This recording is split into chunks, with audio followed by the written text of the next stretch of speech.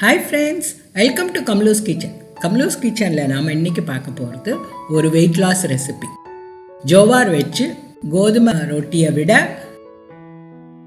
ரொம்ப டேஸ்டியாகவும் ஹெல்த்தியாகவும் இருக்கக்கூடிய இந்த ஜோவார் ரொட்டி இப்போ எப்படி செய்கிறதுங்கிறத பார்க்கலாம். இதுக்கு கூட பப்பாயாவும் துருவி சேர்த்துருக்கேன்.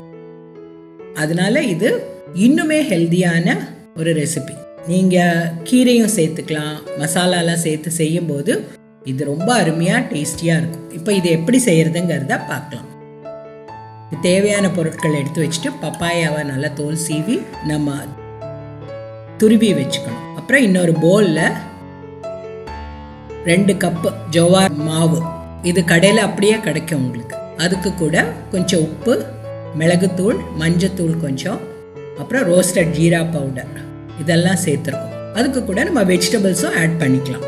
தேவையான வெங்காயம் பொடியாக நறுக்கினது, பச்சை மிளகா, தென் நம்ம துருவி வச்ச ரா பப்பாயா அது ஒரு கப் சேர்த்துருக்கேன். கொஞ்சம் தில் கீரை இருந்தது, இல்லை நீங்கள் பாலக்கீரை கூட சேர்க்கலாம், இல்லை வெந்தயக்கீரை கூட சேர்த்துக்கலாம். இதெல்லாம் சேர்த்து நல்லா மிக்ஸ் பண்ணிக்கணும். இப்போ கீரை ஒன்றும் இல்லைன்னா நிறைய கொத்தமல்லி கூட நீங்கள் சேர்த்துக்கலாம். முதல்ல ட்ரையாக மிக்ஸ் பண்ணிவிட்டு அதுக்கு சாஃப்டாக வரதுக்கு நம்ம ஒரு 2 டேபிள் ஸ்பூன் தயிர் சேர்த்துருக்கோம். தயிர் சேர்க்கும்போது அந்த ரொட்டி கொஞ்சம் சாஃப்டாக இருக்கும். ஸோ லைட்டாக வார்ம் வாட்டர் சேர்த்து அது ஒரு நல்ல திக் டோவாக மிக்ஸ் பண்ணிக்கணும். ரொம்ப தளர இருந்தால் நமக்கு தட்ட வராது. ஸோ கொஞ்சம் கெட்டியாக இருந்தால் தான் ஷீட்லேயோ இல்லை பிளாஸ்டிக் ஷீட் ஆர் பட்டர் பேப்பரில் கூட நீங்கள் அதை தட்டிக்கலாம். சில பேர் டைரெக்டாகவே கல்லில் வச்சு தட்டுவாங்க, பட் அது பிகினர்ஸ்க்கு கொஞ்சம் டேஞ்சர். ஸோ நான் இந்த பட்டர் பேப்பரில் தட்டுறதை காமிச்சிருக்கேன். பட்டர் பேப்பரில் கொஞ்சம் எண்ணெய் தடவிட்டு ஒரு பெரிய உருண்டை எடுத்து வச்சுட்டு முதல்ல கையிலேயே தட்டிடலாம். நம்ம யூஸ்வலாக ரொட்டியை இப்படி தானே தட்டுவோம், அதே மாதிரி தட்டிட்டு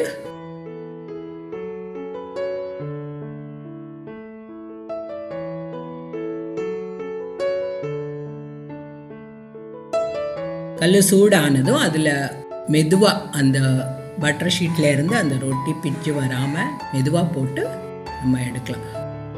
கொஞ்சம் திக்காக ஸ்ப்ரெட் பண்ணால் கொஞ்சம் ஈஸியாக வந்துடும். இது கொஞ்சம் தின்னாக இருக்கிறதுனால கொஞ்சம் ஸ்லைட்டாக ஒட்டுறது, நீங்கள் அது உங்கள் விருப்பப்படி நீங்கள் திக்னஸாக தடவிட்டு ஸ்ப்ரெட் பண்ணிவிட்டு கல்லில் போட்டு சுட்டு எடுக்கலாம். இடையில கொஞ்சம் எண்ணெய் இல்லை நெய் கூட சேர்த்து மீடியம் ஃப்ளேமில் நம்ம சுட்டு எடுக்கலாம். ரொம்ப லோ ஃப்ளேமில் வச்சா அது முருகிடும். ஸோ நல்லா கொஞ்சம் ஃப்ளேம் கொஞ்சம் நல்லா எரிஞ்சதுன்னா அதுலேயே நம்ம ரொட்டியை திருப்பி போட்டு அது நல்லா வேகிறது வரைக்கும் அதை சுட்ட எடுத்து வச்சிடலாம். இந்த மாதிரி எல்லா மாவையும் நீங்கள் செஞ்சு வச்சுக்கலாம்.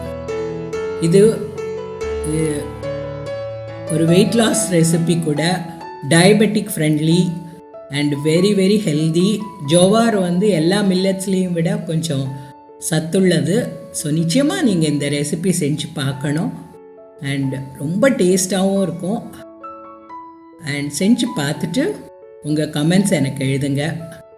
இதுக்கு தொட்டுக்கிறதுக்கு தனியாக கறியெல்லாம் வைக்கணும்னு இல்லை, பிக்கிள்ஸ், சட்னிஸ், இல்லை வெறும் தயிர் வச்சு கூட சாப்பிட்லாம்.